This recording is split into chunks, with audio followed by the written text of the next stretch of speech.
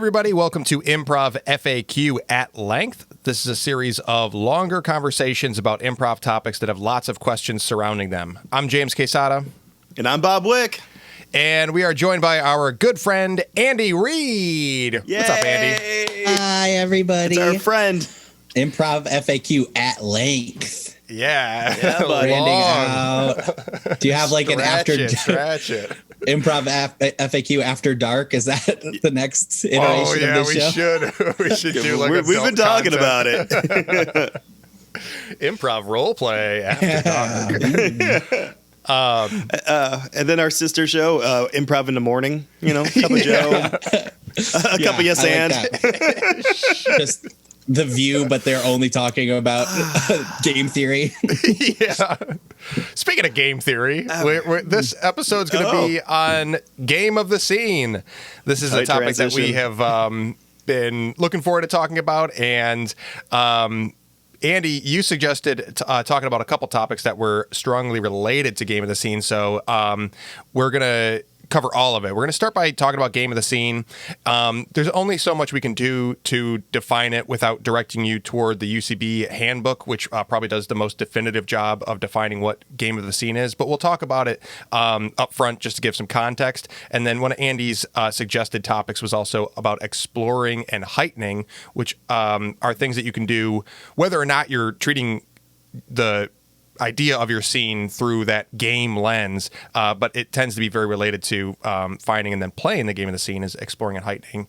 And then we'll also talk about just how to stay on track with one focus throughout a scene in general, whether it's a game or a character or a story arc, whatever you want to think about it as. Cool. Let's start with game of the scene. Do you guys have like a easy go-to way that you describe game to students or anyone else? My go-to is always to break down the cowbell sketch from SNL. And because it's very like everybody knows that sketch, first of all. That's a good one, yeah. And it's really set up like a group scene. They set up the world, they introduce the characters, they build the parameters, and then just like UCB talks about, that first unusual thing is the first time he hits the cowbell and you see the reaction. They do it again, you see a heightened reaction, and then everybody in the room is on board. You know exactly what's going to happen, and it's still funny each time to see how mad they get, how weird Christopher Walken gets, how out of line Will Ferrell gets. So it's this just repeating cycle of the same bit, just a little bit zanier every time.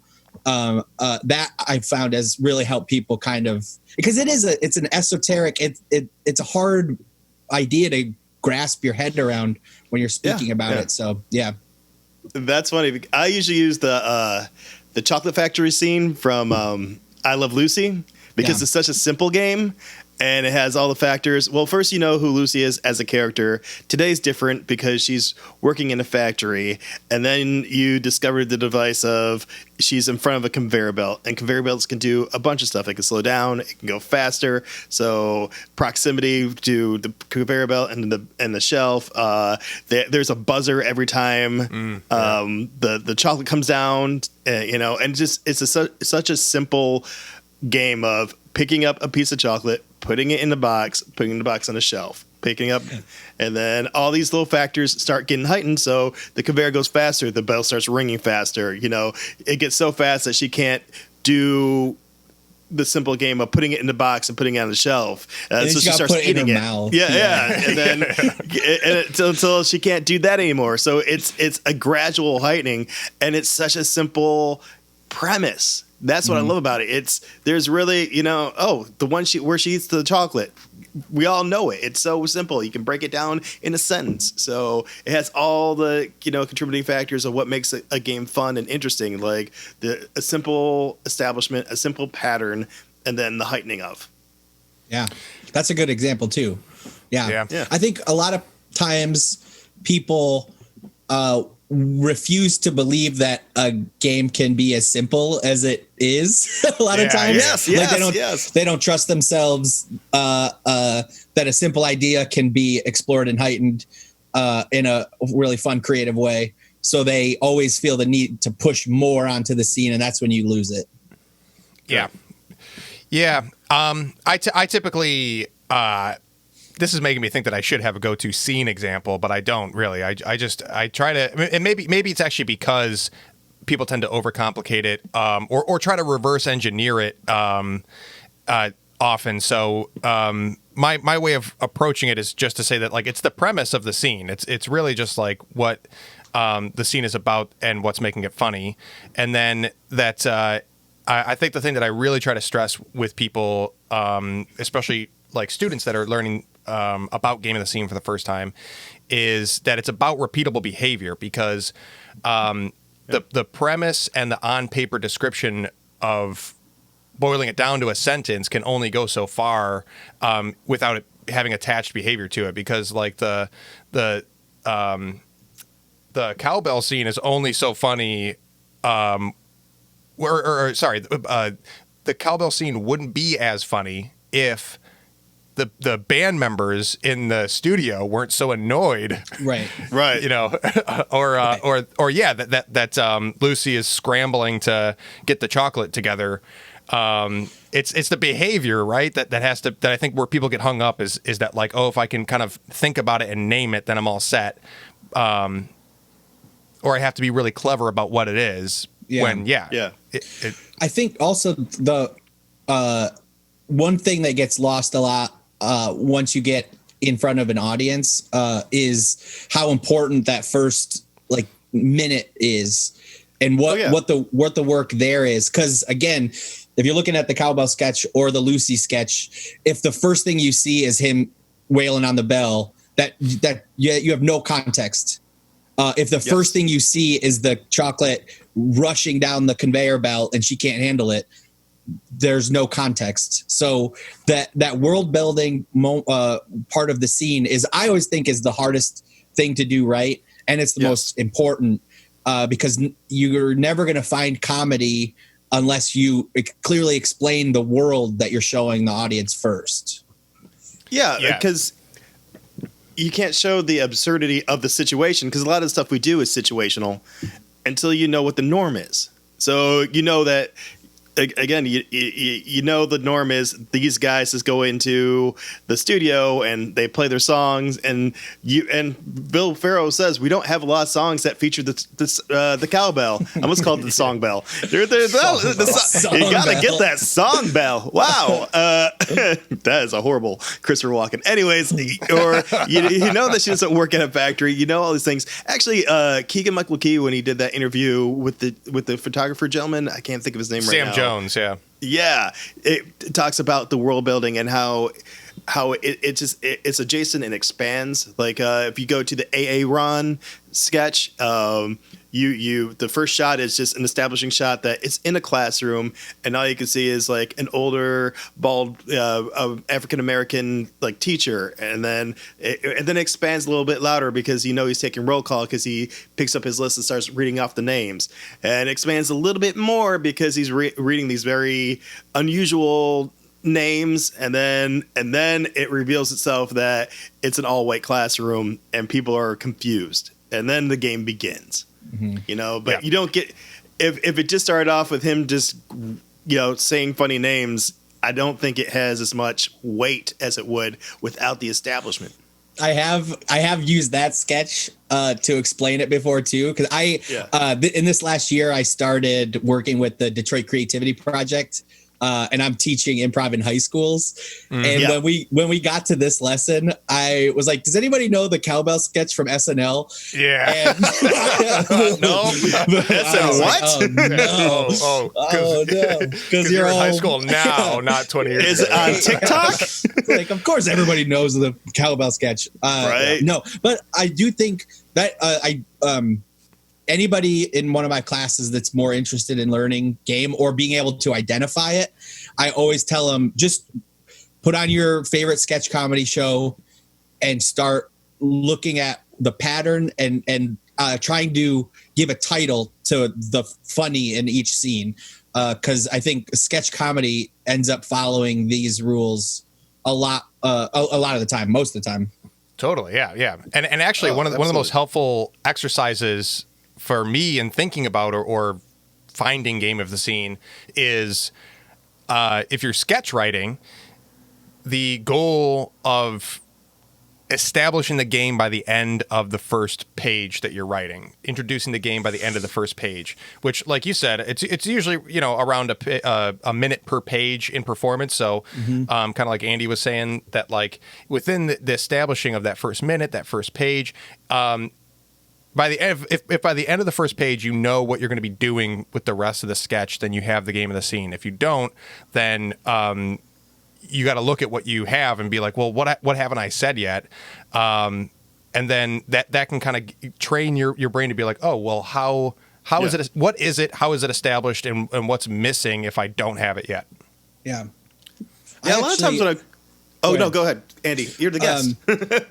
I still use an exercise that James taught me when I'm working with a troupe that wants to do more game stuff. When I was walking toward each other? Yes, thing? Yeah. I don't know this one. What is it? It's such a great visual representation of it because so for anybody watching right now, if you don't know much about the Detroit improv scene, this is not our area of expertise. This is not our go-to style. It's not our bread and butter. No, it's not our bread and butter. We're more of a relationship and character facing improv style. So a lot of people here, when they butt into a game scene, will actively turn away from it and make it about something else. And that's so funny. People wiggle out of it. They're like, no, I don't want to do this. Yeah, totally. No flock dancing for me. You'll see it. Some of the times that it's most glaring for me is that like Diff, when they do an all-star set and you see somebody from LA playing with somebody from Detroit and they're like, game move. And the Detroit person is like, you broke my heart. I was like something like that. So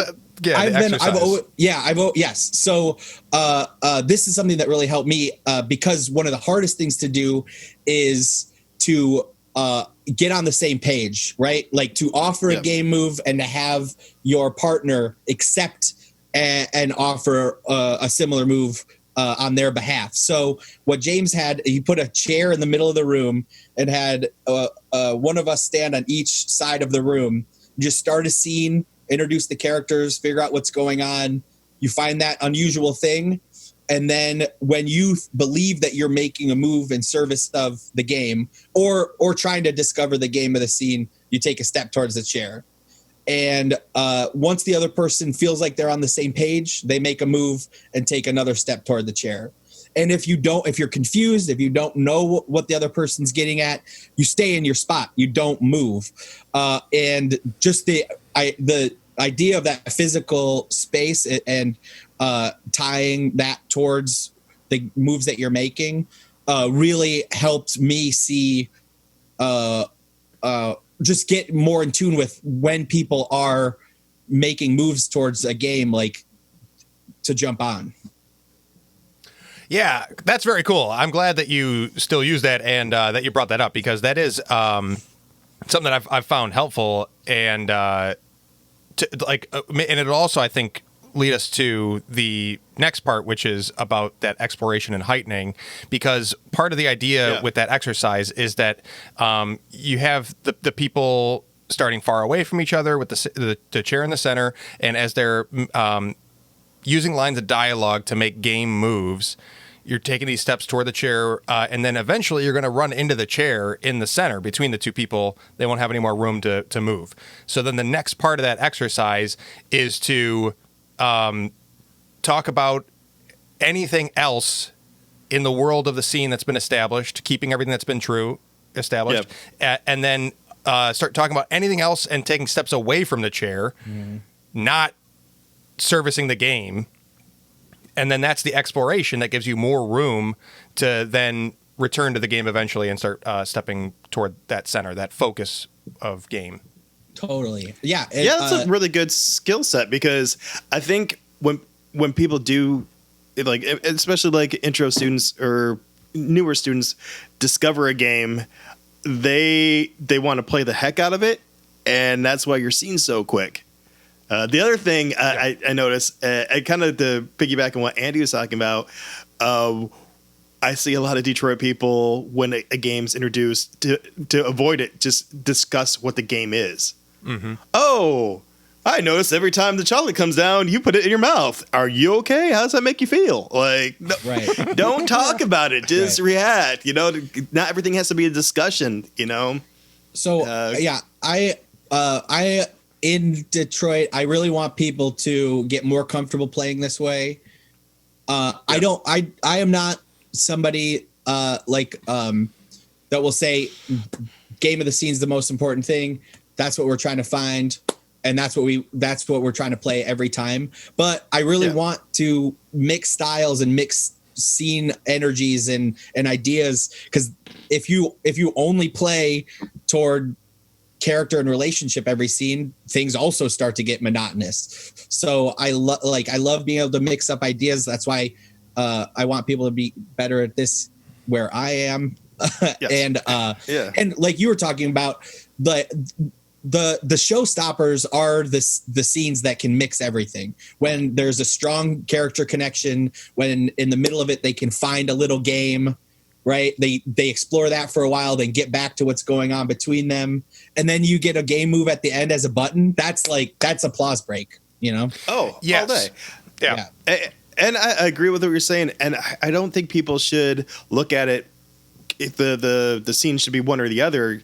I think games are stronger and have a more emotional weight when there is a relationship that's been established. Like going back to what we were talking about before, like establish who you are to each other, because it can also lead into subtext of what the conflict of the game is creating, or you know what, or you could take those pause breaks to say the game has just played. Now, how does this affect a relationship? You know, that push and pull, like tension, and that's always like a really strong and deep scene when you have all those factors going in, or at least that's one of my preferences when I'm watching improv. Yeah. I watch a scene, I'm asking myself, is it strong? Is it deep? Yeah. But then on a shirt. Strong, deep scene. Yeah. Yeah. But so I think that the problem with game of the scene for a lot of people is that we typically teach it by doing even that exercise where players step toward the chair, which is a really cool visualization of it, is still kind of stripping away the physical staging and everything and making it about dialogue. And we use sketches as examples that are written as a reference point. And it tends to be this really easy way to study or analyze or objectively look at game of the scene, because subtext and nonverbal communication is a little harder to just like flat out point to and be like, that's an example of game of the scene. But the truth is that, again, like the Aaron Key and Peele scene is only as funny as it is because Keegan keeps flipping out every time somebody corrects him on the name pronunciation, and because the tension in the room with the students keeps building. Right. So it has to be about elements of behavior, and it doesn't have to be this night and day difference between like what is a character and relationship scene and what is a game scene. It's mostly, I think, to piggyback on what you were saying, Andy, is that like it's about doing things on purpose and kind of like playing a different strategy in the scene, and being able to do that can take you to a different kind of humor. And like you said, the dynamics of a show that include scenes that are very game driven, and like well played strategy of scene or whatever is also like is fun alongside scenes that are like, that was just really emotionally driven, and I don't know if I had like a specific way to boil it down to what it was about, or those, everything was so sporadic and inconsistent and meta and surreal that it was cool. You want the dynamics. Yeah, I mean, to highlight another thing I've ripped off from you, James. Is, what else? The form that you kind of developed for us, our launch group, Future Kids, I have used for troops I've coached since then, because I think that really highlights the mixture and styles of play that you can get. So basically what we called it, the Master James. I have to say that I just tried to get them to stop so much. I did not ask them to call it that. But the old MJ. I'm sure. The MJ, yeah. James broke improv down into like 3 basic styles of play. Head play, which is what we're talking about right now, game-driven stuff. Heart play, which is, I think, the anchor of Detroit Improv, like character relationship stuff. And then X Factor, which is like big, bold choices, but being comfortable that you can discover what they mean, as opposed to feeling like you need to identify them and describe them right away. So we started our set with one of each of those styles, and then that was basically our table of contents for the show. Those ideas and those themes and those characters and scenes that we explored in those top 3 scenes, we're then going to try to find a way to bring them all together. And I will like definitely those heart scenes, or sorry, the head ones, that was the hardest thing for me to get comfortable with and to feel like I was doing right, just because that's not a way we typically play here. But once it all came together, some really special stuff came out of it.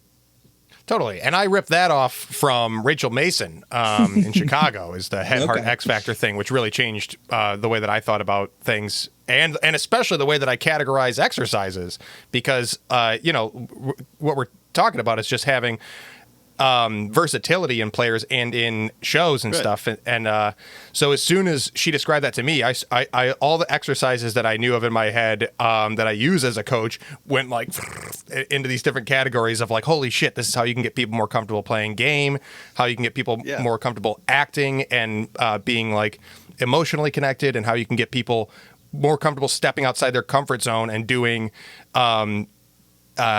wild card moves that are risky and uncertain. Yeah, but yeah. So let's talk about like Cucamonga. That's just one moment in a set that I'll never forget, is Kareen just screaming Cucamonga, Cucamonga, and us just like being like, all right, cool, yeah, and then just being in a headspace where we're like, we're gonna let that exist. And we're going to figure out what that means later. Oh, shit, I forgot about that. Love it. But so going back to Game of the Scene and the idea of now exploring and heightening, because, again, Game of the Scene, it's only one part of it to kind of like look at and analyze things to understand what it is and how you kind of like name it. The most important thing is what you do with it. And I think heightening and exploration really has a lot to offer, and is probably a more useful focus than what the like what it means, what the Game of the Scene is, or how you define that. So, Andy, when you talk about exploration versus heightening, the differences and the benefits of doing both, where does your mind go? So this is something that I was on a big kick about pre-pandemic with the farm team at Planet Ant. This is something that we had spent some time at the last couple of rehearsals we had. I think one of the biggest ways that you fail a scene is not knowing when enough is enough to crack into. So there's always this like weird pressure on performers to find what the scene is about. And because they're scrambling, that they just blow past all these great ideas and not trusting themselves that if you slow down and listen to what's going on, that you have a ton of stuff to explore.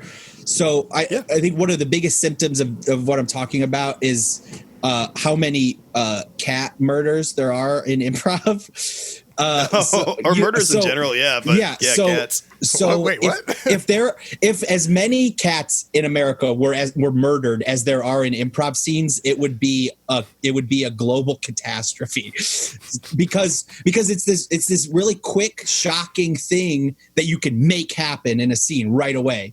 And people go to it all the time, just subconsciously, that I murdered this person's pet, because it's something to make happen.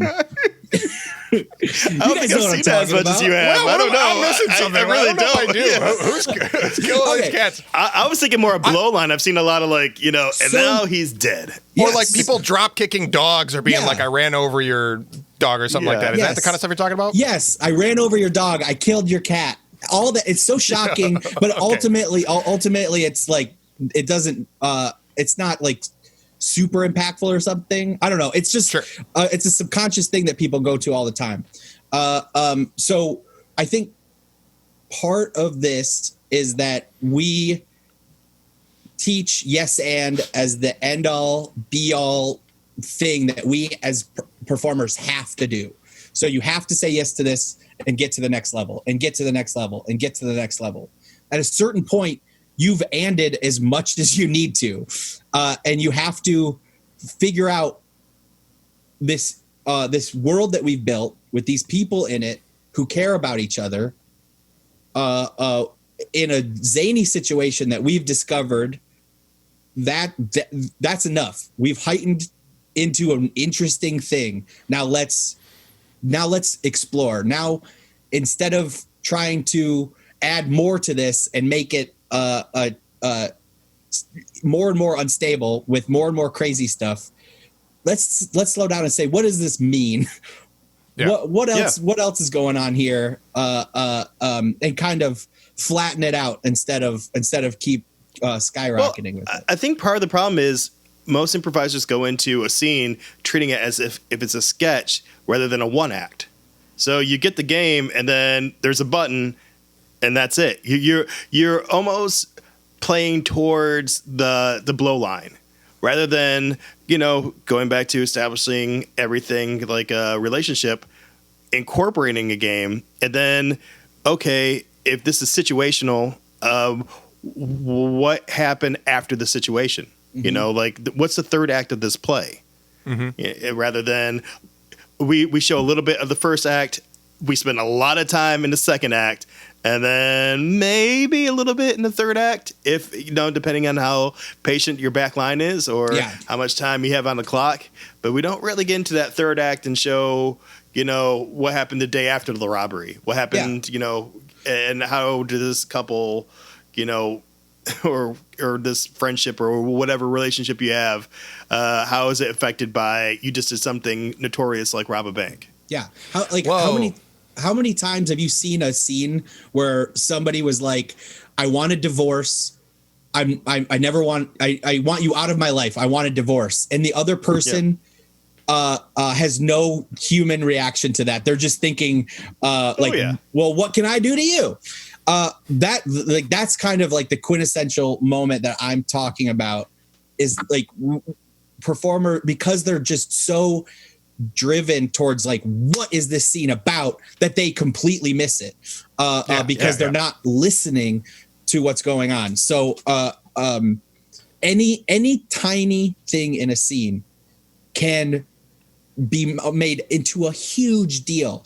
Anything that tickles you, anything that you think's funny, any turn of phrase that you think's interesting, even if like the performer seems to have fumbled over their words in an interesting way, that's not a mistake. That is part of the scene, and you can slow down and crack into that and make it this huge deal. When instead of thinking about what can I do to give this scene meaning, stop and slow down and find meaning in what's already there. Yeah. Yeah. Okay, cool. There's a lot I want to talk about in the things that you guys just said. So hang on. Let me gather my thoughts here. Oh, Andy, get yourself a drink. We're about to get the full James. The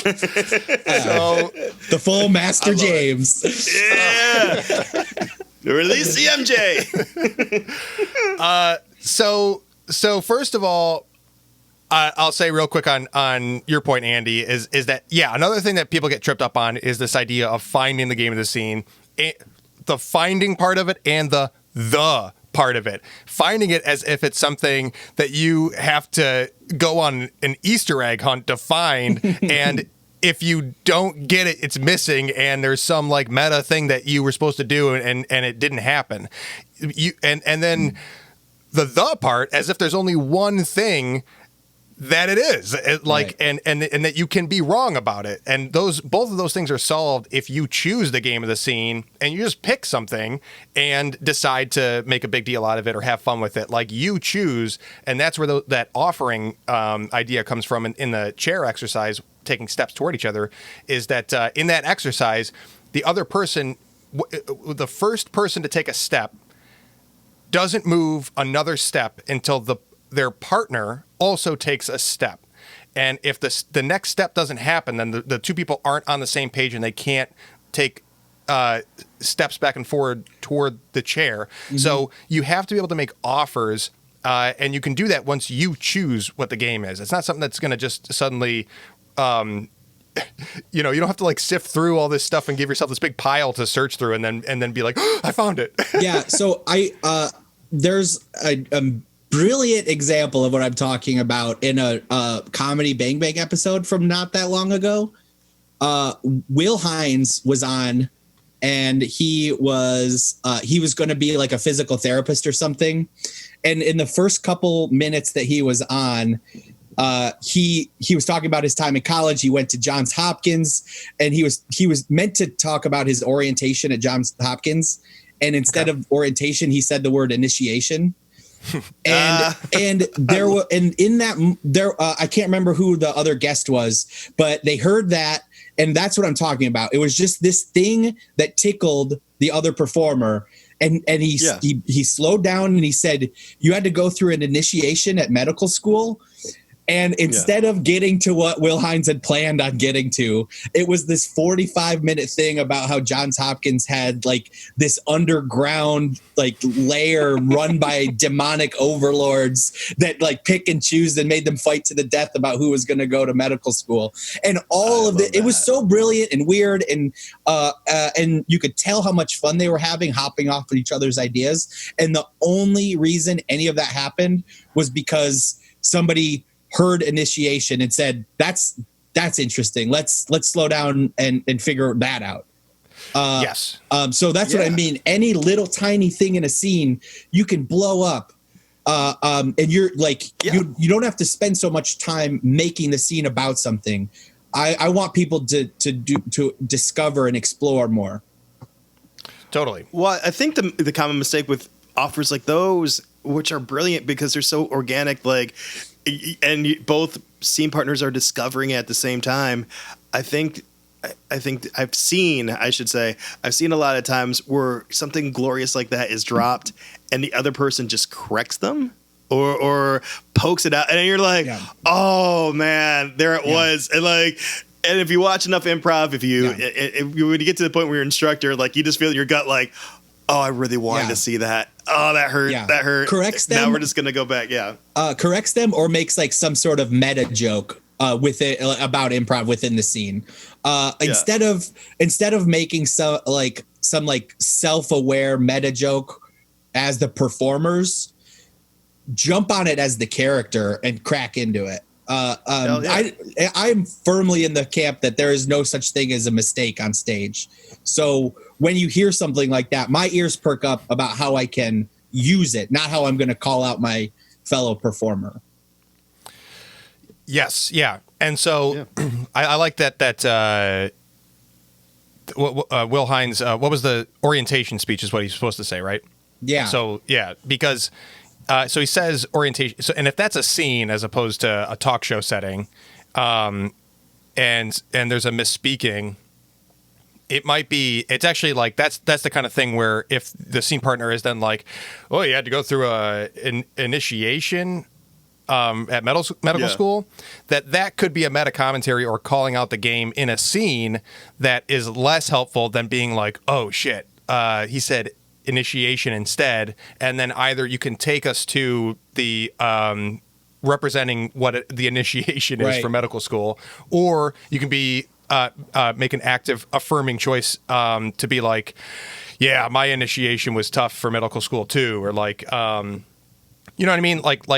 Then you, instead of calling it out or making a meta quip to be like, you misspoke, huh?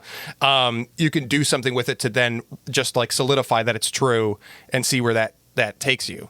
Yeah. And then you also have that move where if this is true, what else is true? If you have to get initiated into becoming a doctor, what other types of fields do you have to get initiated to? And are the initiations different depending on the status of the job? And like, there's a lot of things you can discover and really play with just a simple seed of not a mistake, but just a misspoken word. It's awesome. Yeah, I found that phrase has helped a lot of performers. That's something I think the first time I ever heard somebody say "if then" is in the UCB handbook, actually. Yeah. But there is like yes and can only really get you so far if your improvising style is just an exercise in heightening. You are going to run out of steam very quickly. You just, you're spinning so many plates that you don't end up really making anything out of it. So if you can identify that moment where you've heightened into a really interesting world and then explore that world through, if what we know about this is true, then what else? You can allow yourself to kind of use the stuff you've already made as opposed to feeling the need to create more on top of it. Yeah. Another skill set we don't talk about enough is at what rate to play the game, because this is something you really kind of need it helps to have an audience. You know, do they want to see this game played the entire time, or should you play it a little bit, step back, do some more story, come back to the game, or leave big gaps, pregnant pauses, and come back to this game? Or is this all game all the time, back and forth? What was that the Bugs Bunny game? You take Daffy something Duck. Small. I'm sorry. Oh, Daffy Duck. Yeah. The guns, the bigger, bigger guns. Yeah. Yes. You brought a rubber band. I brought a BB gun. You brought a bazooka. Yes. Yeah. Okay. So yeah, and let's use that as an example because Daffy Duck exercise is you go weapon by weapon and it escalates, right? And then it's a rocket launcher and a cannon, and eventually they're zoomed out to outer space, and there's a planet destroying laser pointed at from the moon or whatever. So you could do that exercise where you're like, okay, these two characters are going to be bragging about the things they own, or they're going to be complaining about their day or whatever. And you can do that same back and forth. But the exploration part of it is the why, right? Or like the context of why are the Looney Tunes characters fighting? What is it about, in this scene? Why do these people have so much pride about the things they own? What else is going on in the backdrop of the people who are complaining? Are they in the middle of a war? You know what I mean? You can add context and exploration to get a more 3D appreciation of that heightening of weapons. This is this kind of speaks to an exercise I was working with the farm team in the couple of weeks before the pandemic. Finding the little nugget in the scene that you're going to crack into and explore the why. So what we would do is like we had everybody watching a 2-person scene, and in the room, if you felt like you heard the nugget, if you heard the thing that we're going to crack into, put your hand up. And as soon as everybody in the room's hands up, I kind of asked everybody what they were thinking. And usually everybody's got the same idea. There's like this one moment, whether it's, whatever, just something going on between these two there. That's the thing that we can explore. And then we go back to the scene. And my only goal is to try to stay on that topic and why as long as you can. And as soon as they turn face or make it about something else or stop exploring the feelings and emotions in development on that nugget, we stop. Say you got off track. So I felt that was very helpful because like so many scenes get derailed when we're discussing what's happening between these two people, and you run into a moment where you bring in a third party that's not on stage, or if one character's kind of the butt of the nugget or whatever, they turn face and say, well, what about this? What, and you kind of lose the idea for the scene. So it sometimes feels like this is too simple to make a good scene out of. But there's so much exploring to do in people who care about each other facing a certain conflict or situation. Yeah. Yes. Okay. So I'll just want to take a quick side note to just kind of point out that for what it's worth, I think in terms of how UCB would use the terms heightening and exploring, you're using them a little bit differently, which is fine. But I just want to point it out so that people don't get too precious about their definition or application for certain words, because that's not the point. But I'll just kind of distinguish between what you're saying with exploration is about kind of fixating on one aspect of a thing and playing around with it and kind of milking it for as much as it's worth. I think exploring in like UCB game would be like, okay, can we get some backstory? Can we actually kind of like bubble out away from the central focus for a second to get more context? Would be UCB's kind of exploration. So just to get clarity on the two ways of using those terms, I just wanted to take a moment to define those. Totally. Because go ahead. Yeah. No, you're in the middle of thought. Please continue. I'll bookmark this one. The main thing is there. I think maybe the thing to think about is that there's. Let's see what it is. It's two or three things that you can really do about game, right? We've already talked about yes-anding is going to build context and kind of exposition, and at a certain point, you should move out of that phase into choosing to focus on something. And UCB is going to call that the if-then phase, or it's about picking the central focus to play into, and at that point, you can do. Two main options is one,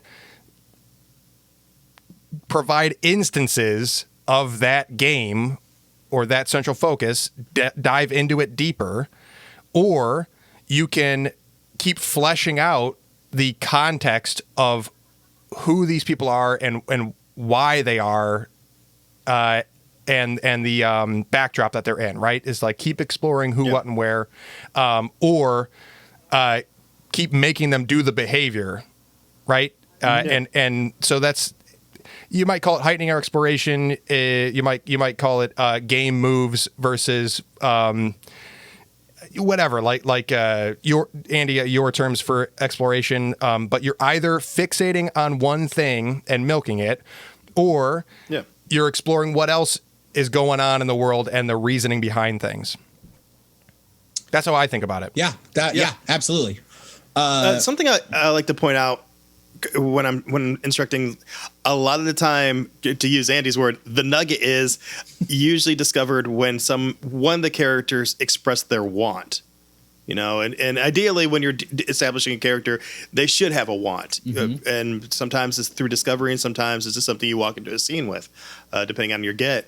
So when you discover one of the character's wants, it's up to the other performers to decide if their character wants to just yes and that, or be in agreement, or do the push pull. I think Wazowski does a lot of talk about this. It's not an argument per se, but you're pushing and pulling, and then establishing what he calls the 5 sisters. So you play that push and pull game, and then after about 5 good turns of that, you find something adjacent to kind of pivot on, and then you explore and build this world along the lines of and just taking that one nugget and just building adjacent moves until you kind of get away from that.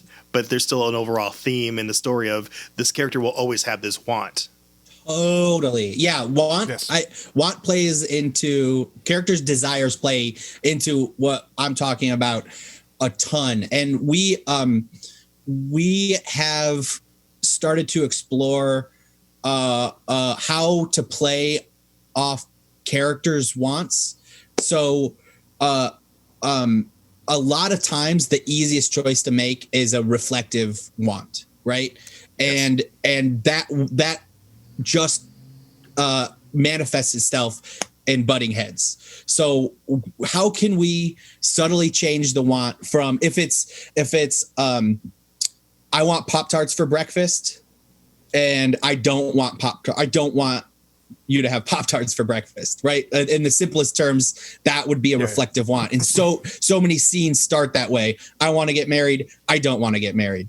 You know, so if it's, I want Pop-Tarts for breakfast, and the other character is, I want my child to be healthy.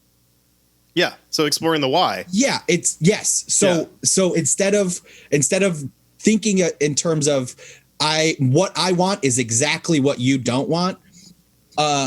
Just it's a subtle change, really subtle. But if that scene to me, I want Pop-Tarts for lunch, I want you to be a healthy child, is infinitely more interesting to watch than I want this, I don't want you to have it. Yeah.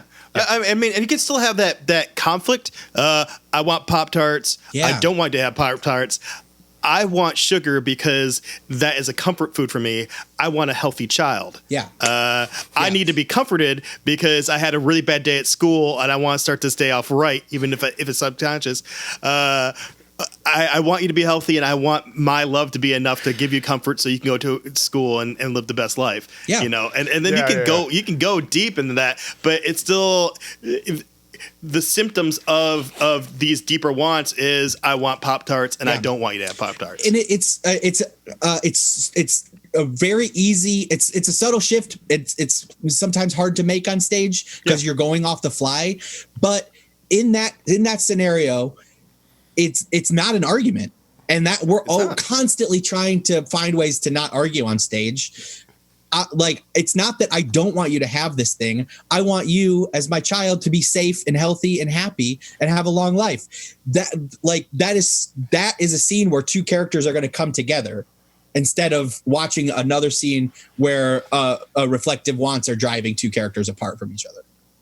Yes. And if you make the strong move of having an emotional reaction and have it grow between the expressions of your whys, the game has more stakes. So you're taking something as ordinary as a Pop-Tart and making it like the holy grail for this kid. Yeah.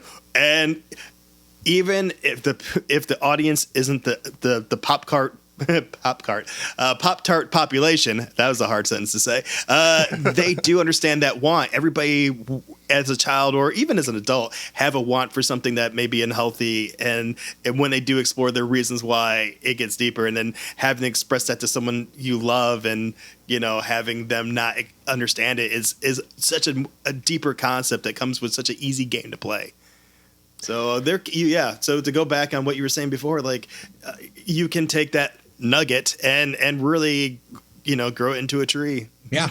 Yeah. Because that's where trees come from, nuggets. Everyone knows that trees grow from nuggets. Yeah. Yeah. Okay, there's a couple more things I just want to touch on real quick. Well, until we have to wrap up. But I'm just kind of curious, throwing this out there, because I think that it's interesting. The idea that you could have the Pop-Tart scene, and it's also funny if the one character is like, okay, so it's I want to have Pop-Tarts for breakfast, and then the other character is like, well, I want you to be healthy and have all the nutrition you need to grow, and the other character just goes, okay, well, I want Pop-Tarts for breakfast. You know what I mean? Yeah. So you can kind of get mileage out of repeating the exact same thing. There's something that is funny about that, and it's maybe a little harder to you can't really tell how much it's going to work. It's you have to like feel out with you and the audience, right? Is like, can I get away with just saying the exact same thing again? And then you definitely can. You definitely can. Yeah. But maybe what's actually heightening there, or what has to heighten is that emotional thing, because again, like you guys are saying, the game still has to be well acted. So even if you're going to just repeat, okay, well, I want Pop-Tarts for breakfast with every evolution of what the other character is saying about having a healthy child, you still have to have like intensifying emotion behind it, or you have to keep bubbling up, right? Yeah. So that moment right there is that moment in that fake scene that we've just made up. You can take it either way, and you can have an emotion-driven scene about these two characters having this confrontation, or you can interpret those moves into a game. Neither one is right. Neither one is wrong. It's about how you offer it and about how your scene partner accepts it. So if you and me, James, are on the same page in that scene, and it goes either of those ways, I am fully confident that if we locked into the moves each other were making, we could play that scene straightforward, character-driven heart scene, or me following your move. Well, again, I want Pop-Tarts. Just again, I'm like, okay, so this is, it's just the way you interpret what you've built, right? Yeah. And at the end, like, so if we get everything we could possibly get out of Pop-Tarts, we could do the reversal. Oh my God, fine, you can have a Pop-Tart. But after I'm gonna have a cigarette. I don't want you to have a cigarette, but I want a cigarette. Like you can. Yeah. I want a cigarette, not because I like smoking, but I need comfort from the nicotine, and smoking is the only way I know how to ingest it. Like you can go back and forth. Like again, your character changes his wants, but it happened. It pivoted. So you can explore all these wants and, play that status game as well within the game, which you can't do until you establish what the original status was in the first place, who you are to each other. So Yeah, I like what you said in when you were describing first, second, third act, Bob, because I feel like if you can milk something fixated on just repeating Pop-Tarts and then you get the Pop-Tarts, it's like that could be the blow line, but you could also just deal with the consequences of that. And next phase might be cigarettes. Next phase might also be like you just sit in uncomfortable tension for a moment while this kid eats the Pop-Tarts, and then eventually is like, I'm sorry I pushed back so hard on that. You know what I mean? And then you're like, oh, maybe this is about the love-hate relationship between these two characters, and they're fighting over little things and making up and apologizing after. There's a lot of things to do with it, but I guess the point in that is that like you can also just get to the thing eventually and deal with the consequences after. Absolutely. I mean, third act, you could cut to that kid being the father, and his kid's like, "Would you stop feeding me Pop-Tarts? I'm sick of these things." No, kid, you don't understand how good you got it. You know, we as improvisers, as a community, are terrified to get to the thing. So if we clearly establish that one person wants Pop-Tarts and the other one doesn't want to give it to him, if we get to the moment where the kid gets the Pop-Tart, we're constantly terrified of what happens at the end, right? Like there's so many sets or so many scenes that are set up where like we're getting to the big dance at the end of school and everybody's terrified to show the dance, because then what? We're trying to get there. What happens if we get there? I love getting to the fucking thing and exploring the after. And people are so reticent because they're scared about what they could come up with afterwards. But you made all of this up, so I'm confident that you can make more shit up. Keep on. It's not a brick wall. Fuck, I got these Pop-Tarts now. When you said that, I just thought of all the "you guys want to rob a bank" scenes I've seen in my life. The bank, the planning. And then you never get to it. Yeah, you never see it afterwards. You're scared to show action. You're scared to show the thing that you set up. But we're making all of it up. And I would much rather see the ramifications of something big like that than fucking people planning the big thing for a 25-minute set. Yeah.